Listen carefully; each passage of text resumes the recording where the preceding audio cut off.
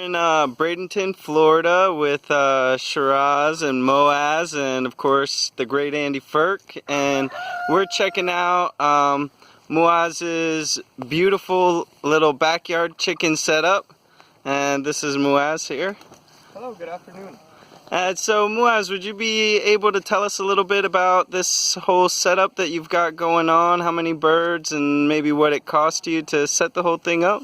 Yeah, we have 2 coops over here, and this is our first flock, and they contain mostly Isa browns, which are production birds. They produce large brown eggs, about 300 plus a year, and we actually got these at Tractor Supply.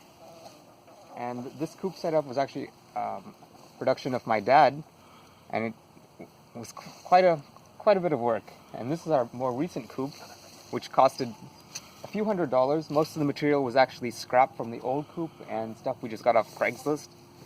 A lot of stuff was free actually, so it was actually a reduced price.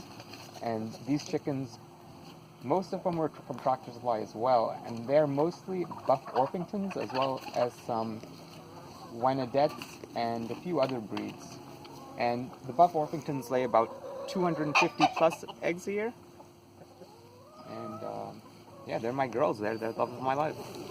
Well, thanks so much for sharing. This is a great little setup you've got going here, and I really hope that this is some encouragement for people who want to get backyard chickens going on. Something really neat that Muaz was sharing with us is when they take the little common herb, Biden's pilosa, that grows all around, the chickens just go absolutely bonkers for it, and they'll fight over it, and they'll just eat it all up. And so he just grabs big handfuls of it and tosses it in the cage, and they really go nuts. And this is another really neat thing that they've got going on here, is a little chicken run where they just covered an area with chicken wire and set it up so that the chickens can walk from the pen right into this nice little shady area where they've repurposed an old trampoline to be a shade space for the chickens on hot days.